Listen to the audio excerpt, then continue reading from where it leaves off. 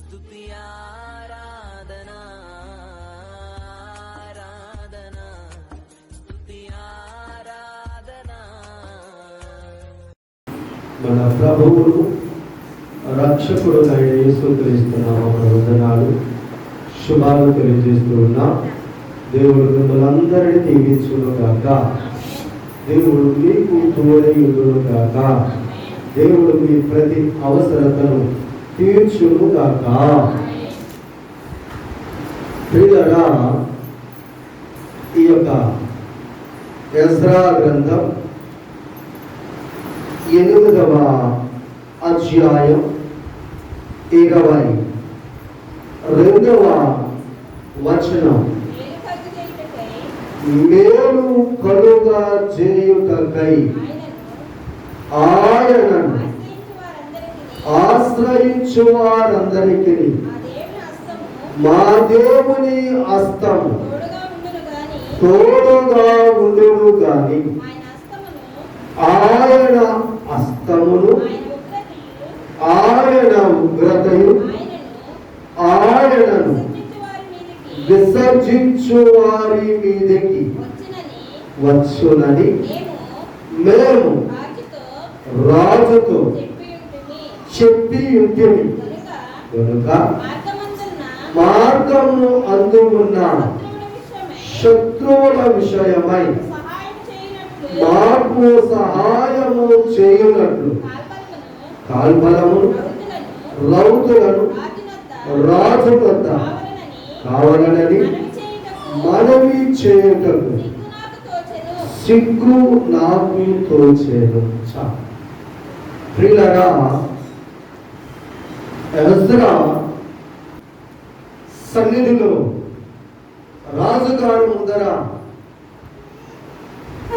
మన దేవుడు కొరకు లేక తన దేవుడు కొరకు యెహోవా కొరకు గొప్పగా ప్రస్తావన చేశారు. మా దేవుడు ఈ భూమిని ఆకాశమును ఇందుటి సర్వ సృష్టిని కలగజేసిన దేవుడు. మా దేవుడి హస్తము మాకు తోడుగా ఉంటది. దేవుడు ఎంత గొప్పవాడంటే ఆయనకు లోబడిన వారిని, ఆయన ఏర్పరచుకున్న వారికి, ఆయనను దేవుడిగా గల జనులకు ఆయన హస్తము తోడుగా ఉంటుంది. అంతేకాదు, తన బిడ్డలైన వారు ఏ పరిస్థితుల్లో ఉన్నా ఆయన హస్తము వారికి మేలు చేస్తుంది. ఏ స్థితిలో ఉన్నా వారిని ఆయన విడిచిపెట్టాడు. ఏ పరిస్థితుల్లో నుండి ఆయన వారిని పైకి లేపగల సమర్థుడు. అంతేకాదు, ఆయన హస్తము ఆయనకు విరోధులైన వారిని, అనగా ఆయనకు లోబడిన వారిని, ఆయనకు విశ్వసించిన వారిని, ఆయనకు విరోధముగా జీవితాలు జీవించుచున్న వారికి అయితే ఆయన హస్తము వారికి వ్యతిరేకంగా ఉంటుంది. వారి మీదకు ఉగ్రతను తీసుకొని వస్తాడు అని చెప్పాను. అయితే చెప్పిన తర్వాత ప్రయాణము కొనసాగిస్తూ ఉన్నప్పుడు ఒకటి నాకు జ్ఞాపకం వచ్చింది. మార్గమధ్యంలో కొంతమంది శత్రువులు మమ్మలను ఎదుర్కోవడానికి సిద్ధంగా ఉన్నారు. ఒక్కోసారి మందిరానికి వస్తాం, ప్రార్థనలు చేస్తాం, సాక్ష్యాలు చెప్తాం. ఏంటమ్మా, సాక్ష్యం బాగా చెప్తాం. మా దేవుడు నాకు మేలు చేశాడు అని చెప్పిన తర్వాత నా దేవుడు ఎంతైనా మేలు చేస్తాడు అని చెప్తాం. చేసిన తర్వాత, చెప్పిన తర్వాత ఇంటికి వెళ్ళే టైంలో ఏదో సమస్య వచ్చింది. ఆ సమస్య వచ్చినప్పుడు మరలా ఆ సాక్ష్యం వెళ్ళిన వారి దగ్గర కొంతమంది అన్యులు కూడా మీరు ఉంటారు ఆ సాక్ష్యాన్ని. అప్పుడు వెళ్ళి నాకు ఇది జరిగిందండి, ఎవరైనా సహాయం చేయండి అని అన్నావు అనుకో, వాళ్ళు ఎలా చూస్తారు? చర్చిలో అక్కడేమో మైక్ తీసుకొని గొప్ప సాక్ష్యం చెప్పిందమ్మా. మా దేవుడు గొప్పడు, మా దేవుడు శక్తివంతుడు, మా దేవుడు మా తోడుగా ఉన్నాడు, మేము ఎవరికే భయపడం అని ఇప్పుడు వచ్చి నాతో చెప్తుంది. నేను ఎలా చూస్తారా వారు? నువ్వు చెప్పింది అబద్ధంలాగా నీ దేవుని యొక్క శక్తిని ఒక రీతిగా వారు కించపరిచే స్థితిలోనే చూస్తారు కదా. ఎజ్రా, నా దేవుడు కించపరచబడకూడదు, నేను సిగ్గుతో తల వంచను. నేను చెప్పిన సాక్ష్యం కరెక్టే. శత్రువుడు దారిలో ఉన్నప్పటికీ నేను రాజుగారిని మీ సైన్యాన్ని వారు సహాయం చేయడానికి పంపండి అని అనడం. ఎందుకంటే మా దేవుడు సైన్యములకు అధిపతియగు యెహోవా, మా దేవుడు సూర్యుడను అని చెప్పాడు. మా దేవుడు మొదట ఐగుప్తు సైన్యము గడగడ వణికింది అని చెప్పాడు. ఈ రోజున మరలా మా శత్రువులు అక్కడ ఉన్నారయ్యా, అహావా నది దగ్గర, మీరు వచ్చి మాకు కొద్దిగా సాయం చేయడానికి మీ సైన్యాన్ని పంపండి అని అడగడానికి నాకు సిగ్గుగా వచ్చింది. కాబట్టి అడగలేదు రాజుని. ఏం చేశానో భిక్ష, నాతో ఉన్నవారు నేను కలిసి ఉపవాసం ఉండి ప్రార్థన చేస్తున్నాను. దేవునికి స్తోత్రం కలుగునుగాక.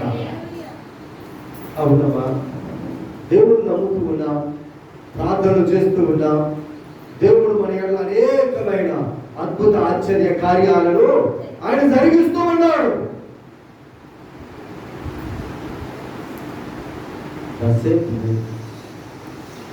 మన ప్రయాణాలు, మన జీవిత యాత్రలు శత్రువులు ఎదురవుతూ ఉంటారు, సమస్యలు ఎదురవుతూ ఉంటాయి, శోధనలు ఎదురవుతూ ఉంటాయి, కష్టాలు ఎదురవుతూ ఉంటాయి. ఆ సమయంలో నువ్వు ఏం చేస్తున్నావు? సహాయం కొరకు నువ్వు ఎవరి వద్దకు వెళ్తూ ఉన్నావు? సహాయం కావాలని ఎవరిని అడగడానికి ప్రయత్నం చేస్తున్నావు? నువ్వు లోకంలో ఎవరిని అడిగినా నువ్వేం చేస్తున్నావో తెలుసా? నీ దేవుని శక్తిని నీవు అవమానపరుస్తున్నావు, నీ దేవుని శక్తిని నీవు కించపరుస్తున్నావు. ఎందుకు? నా దేవుడు తన హస్తముతో భూమికి పునాదులు వేశాడు. పరిశుద్ధ బైబిల్ గ్రంథం యెషయా గ్రంథం 48వ అధ్యాయం 13వ వచనం. నా హస్తం భూమి పునాది వేసి నా కుడి చేయి ఆకాశ వైశాల్యములను ప్రజెంపజేసాను. నేను వాటిని పిలవగా ఒక్కటి తప్పకుండా అవన్నీ వస్తాయి, నిలబడతాయి. అవునమ్మా, నా దేవుడు తన హస్తముతో భూమికి పునాది వేశాడు. ఇంకో మాట చెప్తాను, ఏ హస్తముతో భూమికి పునాది వేశాడో ఆ హస్తముతోనే మనిషిని కూడా దేవుడు నిర్మించాడు. బాధాకరం ఏంటో చూడరా? ఏ హస్తముతో సమస్త సృష్టిని కలగ చేశాడో ఆ సృష్టి యావత్తు దేవునికి లోబడుతుంది. ఏ హస్తముతో చేయబడ్డాడో మనిషి, వాడు మాత్రము దేవునికి వ్యతిరేకంగానే ఉంటుంది. కొంతమంది దేవునికి లోబడుతున్నారు, సగానికి ఎక్కువ దేవునికి వ్యతిరేకంగానే ఉంటున్నారు.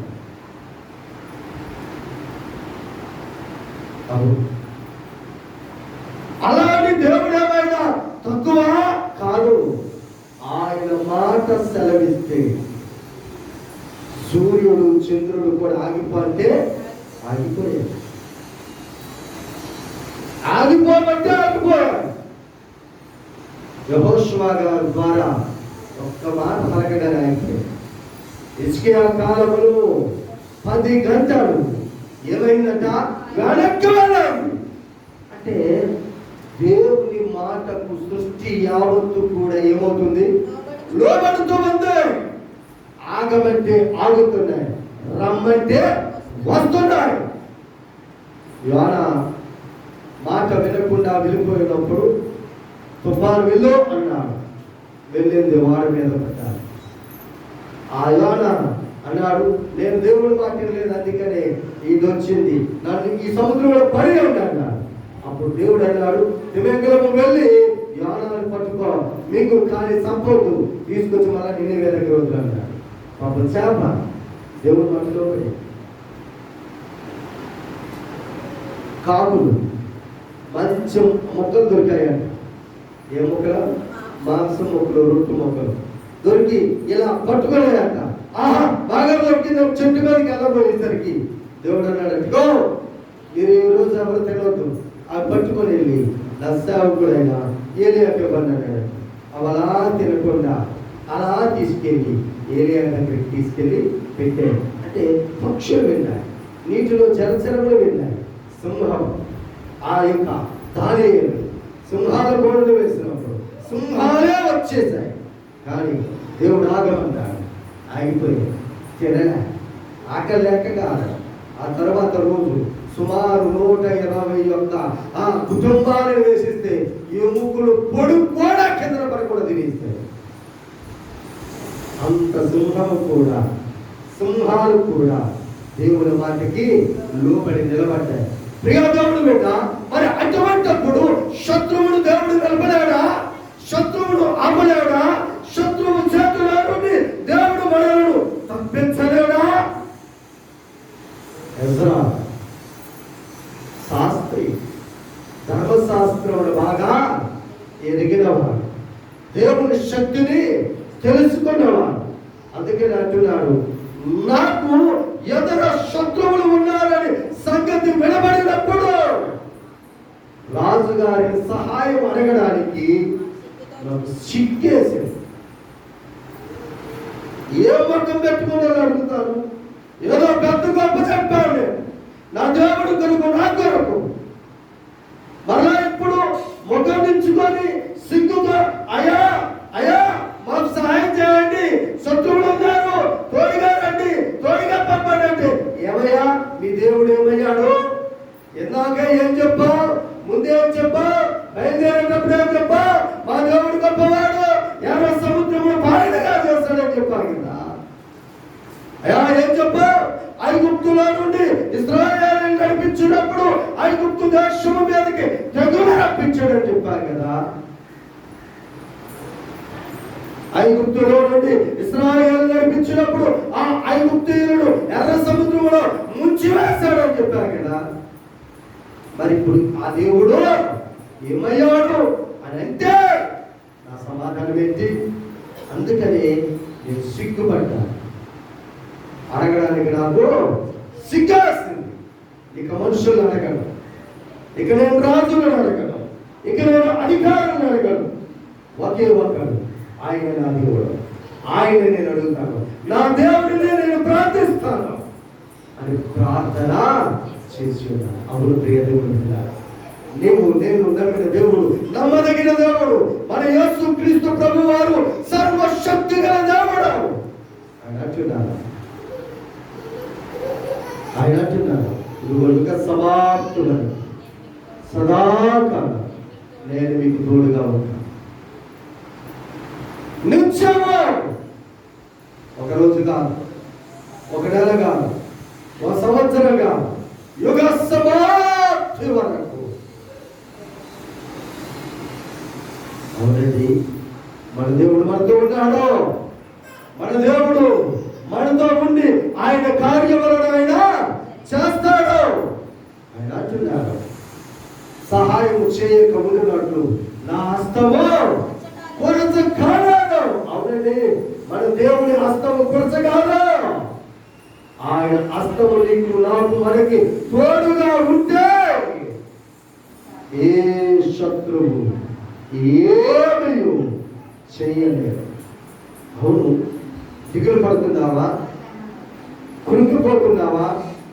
కష్టం వచ్చిందని నలిగిపోతున్నావా? కృంగిపోవద్దు. శ్రమ దినమున కృంగినవా, చేతకాని పరిశుద్ధ బైబిల్ గ్రంథంలో ఒక మాటను చూడండి. 2వ దినవృత్తాంతముల గ్రంథం 30వ అధ్యాయం 11, 12 వచనాలను చదువుతున్నాను.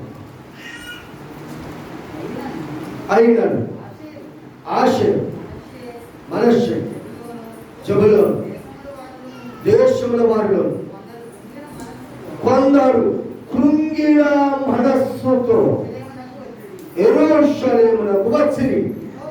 యెహోవా ఆజ్ఞను బట్టి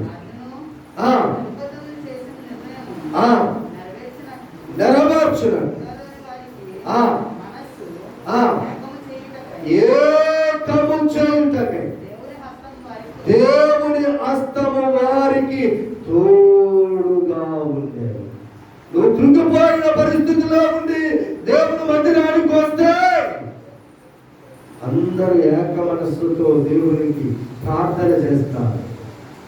ఇక నీ కృంగిపోయే తనం ఉండదు. దేవుడు నిన్ను బలపరుస్తాడు. ఆమె కృంగిపోవద్దు. మాస్టర్ గారు, నా పుట్ట సమస్య నేను ఎవరికి చెప్పలేకపోతున్నానండి. నాలో నేనే కుమిలిపోతున్నానండి, కృంగిపోతున్నానండి. ఎందుకు? నీలో నువ్వెందుకు కృంగిపోవడం? నీ భారం యెహోవా మీద మోపుతుంది. ఆయనే నిన్ను ఆదుకును. నా ప్రభువైన యేసు ఓ మాట, నీ చింత యావత్తు నా మీద యేసయ్య చెప్తుందమ్మా. నువ్వెందుకు కృంగిపోవడం? నువ్వు కృంగిపోతే నీ ఎముకలకు ఆ సత్తువ తగ్గిపోతుంది. తెలుసా మీకు? మనం కృంగిపోతూ ఉంటే ఏమైపోతాయంట? ఎముకలు క్షీణిస్తాయి, నరాలు క్షీణిస్తాయి, నీరసమైపోతావు, నిస్సత్తుమైపోతావు. కృంగటం వలన నీవు చేసేదేమీ లేదు. నీ దేవుని సన్నిధిలో, దేవుని ప్రజల మధ్య ప్రార్థన చేద్దాం. ఏక మనస్సుతో ప్రార్థిస్తే దేవుడు తన హస్తమును తోడుగా ఉంచుతాడు. నీ యొక్క ఆ కృంగిపోయే పరిస్థితుల నుండి నిన్ను బలపరుస్తాడు. కొద్దిసార్లు కొంతమంది అది కాదండి, ఆ చేతులు పడిపోయాను అనుకున్నానండి బాబు. ఎంతమంది నా కొరకు కనిపెడుతున్నారో తెలుసా? దాగున్నారండి. ఆ పక్కన కొంతమంది, ఈ పక్కన కొంతమంది నక్కల్లాగా దాగుని ఉన్నారండి. ఆ చేతిలో పడిపోతాను అనుకున్నారండి, దొరికేశాను అనుకున్నారండి. ఎందుకొక బాధపడక నీవు నీ దేవునికి ప్రార్థన చెయ్యి. ఎజ్రా చేసిన పని అదే, ఎజ్రాతో ఉన్న ప్రధానులు చేసిన పని అదే. పరిశుద్ధ బైబిల్ గ్రంథంలో ఎజ్రా గ్రంథంలో 8వ అధ్యాయం 31వ వచనంలో మేము మొదటి నెల 12వ దినమందు యెరూషలేమునకు వచ్చుట అహావా నది నుండి బయలుదేరి దేవుని హస్తం మనకు తోడుగా ఉంది. శత్రువుల చేతిలో నుండి మార్గమందు పొంచి ఉన్న వారి చేతిలో నుండి మమ్మును తప్పించినందున మేము యెరూషలేమునకు వచ్చి 3 దినములు దేవునికి స్తోత్రం. దేవుడు వారిని ఏం చేశాడట? శత్రువుల చేతిలో చిక్కుపోయింది అనుకున్నానంటే దేవుడు చిక్కడేవాడమ్మా. అది కాదండి, ఒకరిద్దరు కాదండి బాబు, దారంతా అలా కాసుకొని ఉన్నారండి.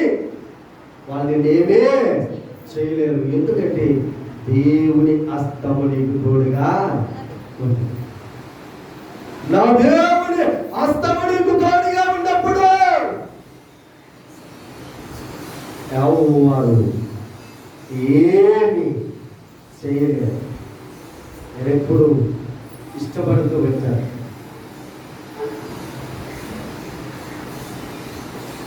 దేవదేవుడు జకర్యా గ్రంథంలో 2వ అధ్యాయంలో చెప్పారు కదా, నిన్ను ముడికి నా కనుపాపను అమ్మా శత్రువు పొంచుకొని ఉన్నాడు. నిన్ను ముట్టాడో, ఎవరు ముట్టాడో తెలుసా? దేవుని కను గుడ్డలు ముట్టాడు. దేవుడు ముట్టాడా?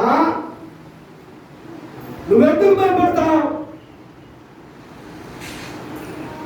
దేవుడి గురించి ప్రార్థన చేస్తారు, మంచి సాక్ష్యం చెప్తారు, వీళ్ళు పిరికితనం బాధపడతారు.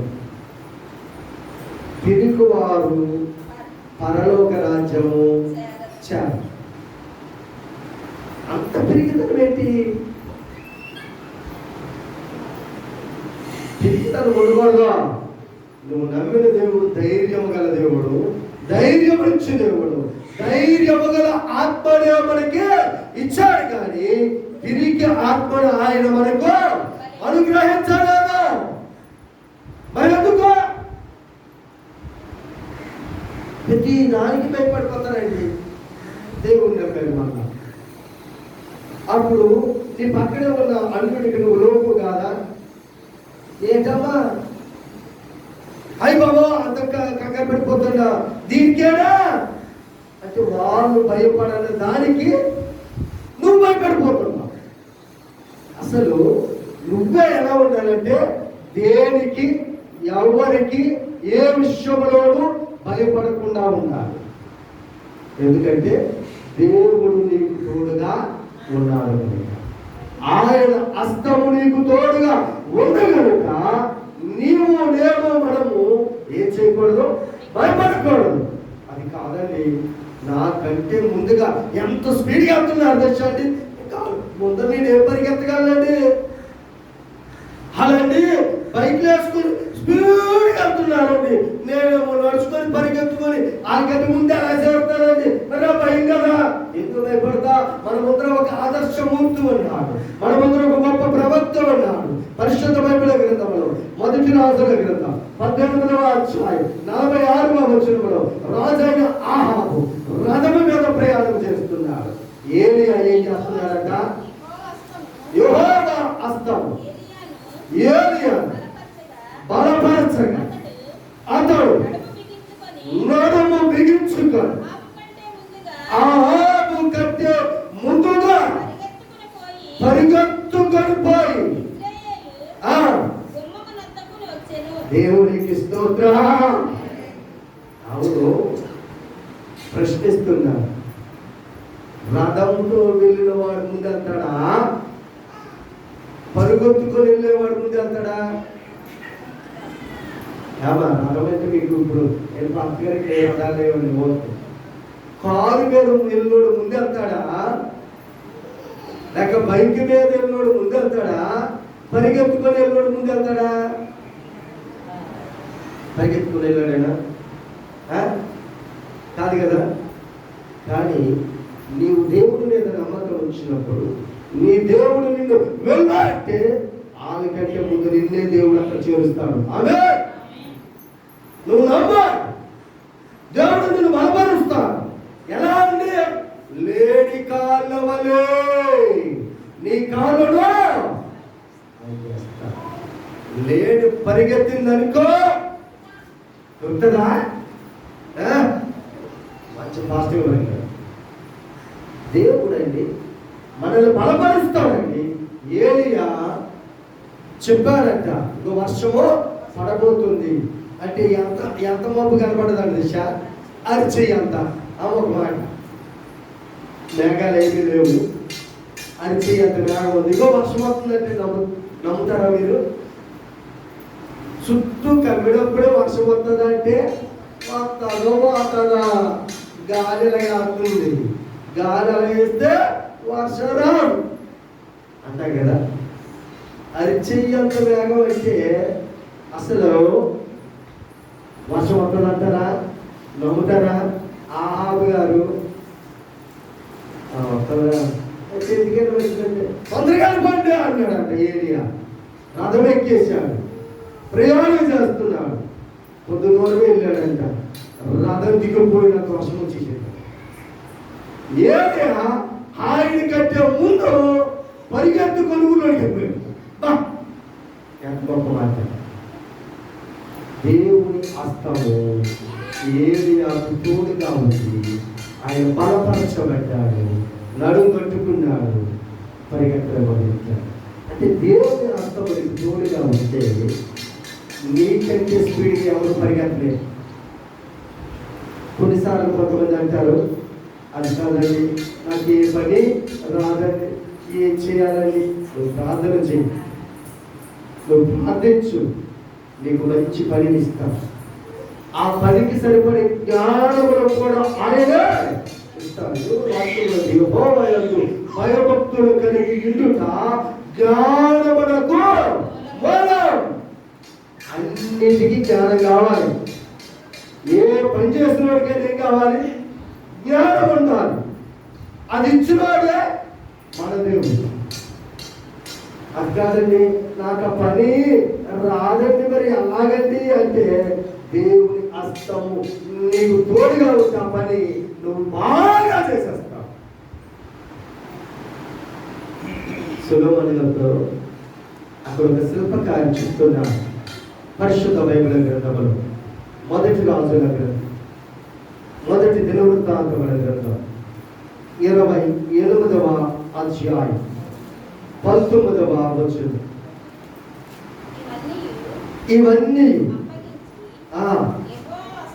యెహోవా హస్తం నా మీదికి వచ్చి అంతయు నాకు నేర్పాడు. దేవునికి స్తోత్రం. ఎవరితో చెప్తున్నారంటున్నా? సామాన్యుడితో చెప్పగా లేదు ఆయన. సొలొమోను గారితో. అసలు సొలొమోనే మహాజ్ఞాని. ఆయనతో చెప్తున్నాడు పనిచేసిన ఆయన. ఏమంటున్నాడు? దేవుని హస్తము నా మీదకి వచ్చింది కాబట్టి అది నేను చేస్తున్నాను. కాబట్టి నీవు నేను మనము దేవుని హస్తము లేక దేవుడు నీకు తోడుగా ఉంటే, దేవుని సన్నిధి నీకు తోడుగా ఉంటే, దేవుని ఆత్మ నీలో ఉంటే నువ్వెంత నేర్పుగా పని చేయగలవంటే చేసి అందులో ఆరితేరిన వారి కంటే నేర్పరి వ్యక్తిగా అయిపోతావు. ఎందుకంటే అది నువ్వుగా చేసేది నీతో ఉన్నా నీ దేవుడు, నేరుగా చేసేది నాతో ఉన్నా నా దేవుడు. కాబట్టి మనము చేయడానికి కూడా మన చేత మన దేవుడు చేయించగల సమర్థుడు. ఎజ్రా అదే అంటున్నాడు. నేను అంత చెప్పిన తరువాత శత్రువులు మధ్యదారిలో ఉన్నారని చెప్పడానికి నాకు సిగ్గేసింది. అంతేకాదు, నేను ఎక్కువ మాట చెప్పాను. అదేంటమాట అంటే ఆయనకు విరోధముగా చదవండి 22వ వచనములో 8వ అధ్యాయము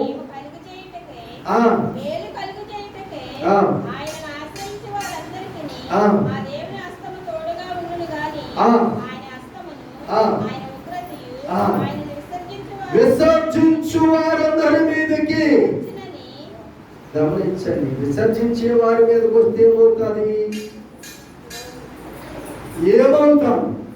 దేవుని విసర్జించే వారి మీదకి దేవుని హస్తం వస్తే వారు బలం పొందుతారా? వారు శక్తి పొందుతారా? వారు ఏమన్నా గొప్ప పని చేయగలరా? లేదు. మరి ఏమవుతుంది? మీకా గ్రంథం 5వ అధ్యాయం, మీకా గ్రంథం 5వ అధ్యాయం 9వ వచనం. నీ హస్తం నీ విరోధుల మీద ఎత్తబడి ఉండగా నీ శత్రువులు అందరూ నశింతురుగాక. చూసారా? అదే హస్తము దేవుని బిడ్డలతో ఉంటే వారు బలము కలిగి దేవుని కార్యాలను చేస్తారు. బలము పొంది ముందుకే సాగిపోతారు. అదే హస్తము దేవునికి విరోధముగా ఉన్న వారి మీదకి వచ్చిందనుకో వారికి నాశనం. వారికి ఏంటి? నాశనమే. నిజం. ఇశ్రాయేలీయులకును ఫిలిష్తీయులకును యుద్ధము జరుగుతూ ఉంది. ఆ యుద్ధము జరుగుతున్న సమయంలో ఇశ్రాయేలీయులు సుమారుగా 4,000 మంది చనిపోయారు. ఆ సమయంలో యుద్ధ భూమిలో నుండి ఉంటున్న వారు కొంతమంది ఆలోచన వచ్చింది, మనం వాళ్ళ మీద యుద్ధంలో జయం పొందాలంటే పని చేద్దాం, మన దేవుడు మందసాన్ని తీసుకొచ్చేద్దాం అని తీసుకొచ్చేసరికి ఫిలిష్తీయులకు భయమేసింది. చూడండి, మొదటి సమయంలో గ్రంథం 4వ అధ్యాయం 7వ వచనం 8వ వచనం. జడిసి దేవుడు దండులోనికి వచ్చాడని అనుకోని, అయ్యో మనకు శ్రమ, ఎంతకు మునుపు వారి ఈలాగు సంభ్రమింపలేవు. అయ్యో మహాసూరుడు ఈ దేవుని చేతుల్లో నుండి మనలను విడిపింపగలవారు ఎవరో. చూడండి, ఫిలిష్తీయులకు స్టార్ట్ అయింది, భయం స్టార్ట్ అయింది. మందసాన్ని ఇశ్రాయేలీయులు తీసుకురాగానే అయ్యో బాబోయ్ దేవుడే వచ్చేసా. ఏమొచ్చారు అని చెప్తున్నారు. దేవుడు ఎంత భూములను వచ్చేసాడు, ఇంకా దేవుడి మీద మనం చేయకపోతుందాం.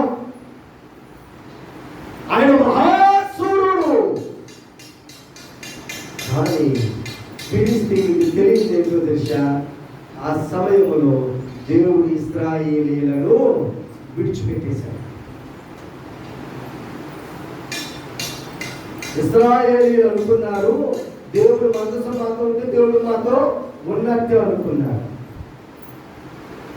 కొంతమంది కొన్ని మూఢనమ్మకాలు ఉంటాయి. బైబిల్ తెచ్చి నెత్తి మీద పెట్టుకుంటారు, బైబిల్ తెచ్చి మంచం మీద పెట్టుకుంటారు. అంటే దేవుడు మాతో ఉన్నాడని. బైబిల్ తెచ్చి నెత్తి మీద మంచం మీద కాదమ్మా, నీ మనసులో పెట్టుకో. దేవుడి వాక్యము నీ హృదయంలో ఉండాలి, దేవుడు మీరే ఉండాలి. ఇశ్రాయేలీయులు కూడా అలాగే మందసాన్ని ఇచ్చేశారు. దేవుడు వారిని విడిచిపెట్టిన సంగతి వారు గ్రహించలేకపోయారు. ఫిలిష్తీయులకి విజయం వచ్చేసింది. అప్పుడు ఫిలిష్తీయులు ఇశ్రాయేలీయుల మీద జయం పొంది మందసాన్ని తీసుకుపోయారు. వాళ్ళు అది చేసిన పెద్ద తప్పని.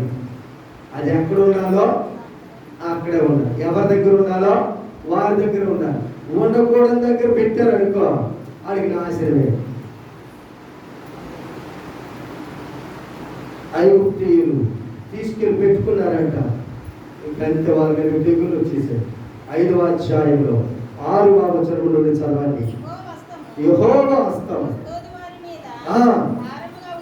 ఉండను, ఆయన గడ్డల రోగముతో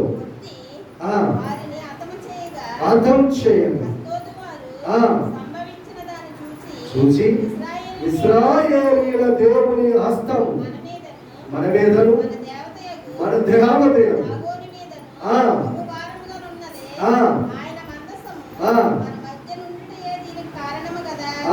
చూడండి, మందసాన్ని తెచ్చుకోవడం వల్ల వాళ్ళకి వేరు జరగలేదంటే ఏం జరిగింది? ఎందుకు? వాళ్ళు దేవునికి విరోధం, వాళ్ళు దేవతలను పూజించిన వాళ్ళు, వారేమో దెయ్యాలను పూజించిన వాళ్ళు. వాళ్ళ దగ్గర తీసుకొచ్చి మందసాన్ని పెట్టుకుంటే దేవుడు ఊరుకుంటాడా? వాళ్ళకి రోగాలు వచ్చేసాయి, జబ్బులు వచ్చేసాయి, చాలా మంది చనిపోయే స్థితిలోనికి వెళ్ళిపోతున్నారు. అయ్యో దేవుని హస్తం మనకి బరువైపోయింది. ఏమైపోయింది అక్కడికి? భారముగా ఉంది. ఇది ఇక్కడ ఉంటే మనకి మంచిది కాదు. పంపించాడు. అవునండి, నమ్మి బాప్తిస్మం పొంది పరిశుద్ధంగా ఉంటే ఆ దేవుడిని ఎడల గొప్ప కార్యాలు చేస్తాడు. ఆమె విరోధముగా ఉండి ఆయన దూషిస్తూ ఆయనకి ఇష్టం లేని కార్యాలను చేస్తూ ఆయనకి విరోధమైన కార్యాలను చేస్తూ ఉంటే ఆ హస్తమే నిన్ను నశింపజేస్తాం. ఒక్కొక్కసారి అర్థం కాదు. కొంతమంది పరిస్థితులు అర్థం కాని పరిస్థితుల్లో ఉంటాయి. అర్థం కాని స్థితిలో దిగజారిపోయే పరిస్థితికి వచ్చేస్తారు. ఎందుకంటే వారు దేవునికి విరోధమైన కార్యాలను చేస్తూ ఉన్నారు. దేవుడు ఊరుకోడు. ఆయన హస్తాన్ని చాపాడు, వారు చితికిపోతారు. నిర్గమాకాండం 17వ అధ్యాయం 6వ వచనం. నిర్గమాకాండం 17వ అధ్యాయం 6వ వచనం. యెహోవా నీ దక్షిణ హస్తం బలముంది అతిశయించు. యెహోవా నీ దక్షిణ హస్తం శత్రువుని సిద్ధంగా కూర్చు. చూసారా? అదే దక్షిణ హస్తము దేవుడు తన కృపను బట్టి తనకు లోబడిన వారికి బలపడిస్తుంది, అతిశయించేటట్లు చేస్తుంది. అదే హస్తము దేవునికి విరోధముగా ఉన్న వారిని ఏం చేస్తుందమ్మా? సిద్ధంగా పడుతుంది.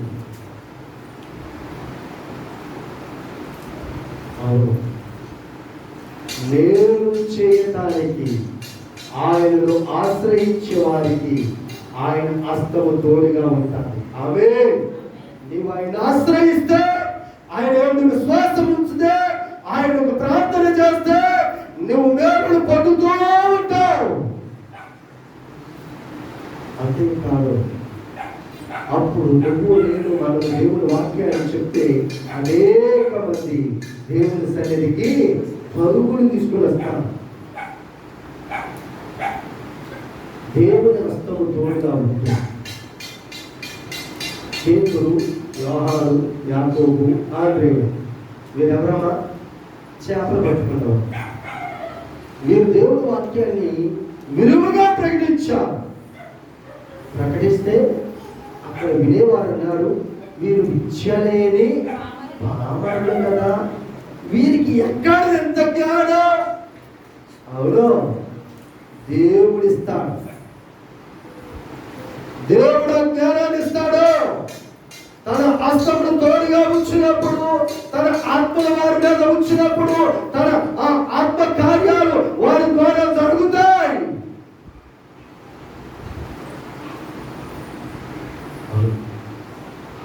నీ నేర్పుతో, నీ సొంత బుద్ధితో, నీ సొంత ఆలోచనతో, నీ సొంత జ్ఞానముతో ఏదో చేస్తారు అనుకుంటే అక్కడ ఏమి కూడా జరగదు. ఎందుకంటే దేవుడు నీకు తోడుగా ఉంటే ఏదైనా చేయగలవు. ఆయన నీవు ఎడబాస్తే నువ్వేమి కూడా చేయలేవు. సాతాను అనుకున్నాడంట, యేసు ప్రభు వారు భూమి మీద చాలా అద్భుతాలు చేసేసాడు, చాలా మందిని రక్షించేస్తున్నాడు, ఇలా కాదు చంపేస్తాం. ఎవరిని? దేవుడే చంపాను. ఇంకప్పుడు ఏమి ఓడిపోనుకున్నాడు. ఏది ఏమోడే ఆడు అనుకున్నట్లా చేసేసాడు అనుకున్నాడు. కానీ అది దేవుని చిత్తమని, అందులోనే వాడి మీద విజయం ఉన్నదని వాడికి తెలియదు. అది తెలిస్తే యేసు ప్రభువుని సిలువకి అప్పగించాడు. సాతాను అంతమైపోతుంది, మానవులందరూ రక్షించబడడానికి ఆ సిలువ మరణమే అనేది వాడికి తెలియదు. కొన్ని సాతానుడికి తెలియదండి. వాడు తెలిసినట్టు ఆట ఆడుతాడు. దేవుడు అంటాడు, నీకు తెలియని రహస్యం ఏంటో తెలుసా? నువ్వు ఎక్కడ సంతోషిస్తున్నావో అక్కడే నీ వాటమే ఉన్నది. సాతానుడు ఎక్కడ సంతోషిస్తాడో అక్కడే వాడు వాడిపోతాడు. ఎక్కడ నిన్ను బాధ పెట్టాడో నువ్వు అక్కడే విజయం పొందుతావు. దేవునికి స్తోత్రం. యేసయ్యను సిలువ వేసినప్పుడు, చిత్రహింసలు పెట్టినప్పుడు వచ్చి దారితో వచ్చిన వాడు పనికిమాలినవాడు కూడా ఆ యేసయ్య మీద ఆడరాని మాటలు ఆడించాడు, అవమానాలు పెట్టాడు. నా యేసు ఒక్క మాట చెప్పలే, మౌనంగా ఉన్నాడు. ఎందుకు తెలుసా? అక్కడ సిలువ వేయబడితేనే సాతాను రాజ్యం కూలిపోతుంది, జనులందరికీ రక్షణ వస్తుంది, పరలోకం దొరుకుతుందని ఆయనకు మాత్రమే అదే తెలుసు. అదే కొరింథీయులకు రాసిన పత్రికలో, మొదటి పత్రికలో ఆ దేవదేవుని యొక్క గ్రంథంలో 2వ అధ్యాయంలో చెప్తూ ఉన్నారు. ఏమనంట? అది ఈ లోక అధికారులలో ఎవరికి తెలియదు, అది వారికి తెలిసి ఉంటే మహిమా స్వరూపి అయిన దేవుని సిలువ వేయకపోయిందురు. అది వాళ్ళకి తెలిస్తే ఏం చేయకున్నట? యేసు సిలువ. యోబు ఒక చక్కటి ప్రవచనం చెప్పారు చూడండి. యోబు గ్రంథములో 26వ అధ్యాయములో 13వ వచనం. ఆయన ఊపిరి విడవగా ఆకాశ విశాలములకు అందము వచ్చెను. ఆయన హస్తము పారిపోవచ్చున్న మహాసర్పమును పొడిచి వేయును. దేవునికి స్తోత్రం చెప్పండి. యేసుక్రీస్తు ప్రభువారు ఆ సాతానుడు సిలువ వేసిన తర్వాత పారిపోతున్నాడంట. ఎక్కడైనా పరిగెడతామని ఒక్క పోటు పొడిచాడు. వాడు తలకాయ సిదిగింది. వాడు తల సిదిగిపోయి ఉన్నాడు, తోక జాడిస్తూ ఉన్నాడు. ఎప్పుడైనా మీరు పాములు కొడితే తల మీద పుట్టిన తర్వాత కొంత సమయం అది ఏం చేస్తుంది? ఆ తోక ఆడుతూ ఉంటుంది. భయం ఉన్నోడు ఏం చేస్తాడు దిశా? అవి బాబు చెప్పలేదండి, తోక ఆడుతున్నాడు. ఆ భయం లేని వాడు, ఆ తెలివైనోడు, దాన్ని ఆ కొట్టడంలో బాగా ఆరిపోయాడు. ఇంకేం లేదండి, చచ్చిపోయింది అంటాడు. ఏం చచ్చిపోయింది? అది చూసేవాళ్ళగా ఆడుతుందో లేదా? కొంత సమయం తోక ఆడుతుంది. ఇప్పుడు సాతానుడు కూడా 2000 సంవత్సరాల నుండి ఏం చేస్తున్నాడు? తోకే ఆడుతున్నాడు, తనకై పని చేయట్లేదు అంటే. దేవునికి స్తోత్రం కలిగినాక వాడి తల సిదిగిందా? నా యేసయ్య ఆ పారిపోతుంటే ఒక పూలు పూశాడు ఆ సిలువలో బలి అవుత ద్వారా. కాబట్టి దేవుని బిడ్డలమైన మనకి గొప్ప విజయాన్ని నా యేసయ్య ఇచ్చాడు. ఆమేన్. అదే ఎజ్రా అంటున్నాడు, నా దేవుడు నాకు తోడుగా ఉన్నాడు, నా దేవుడి హస్తము తోడుగా ఉంది.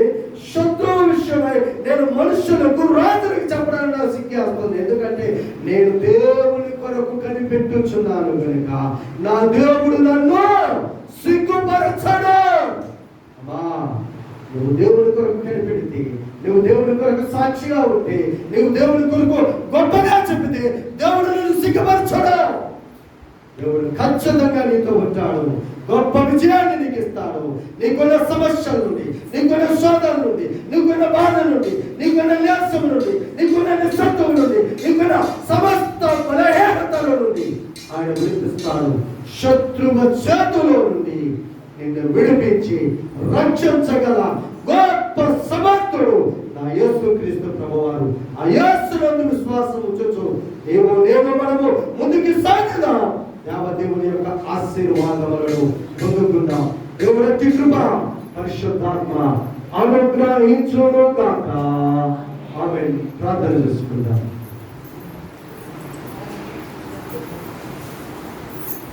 అవును, నీవు కృంగిపోతూ ఉన్నావా?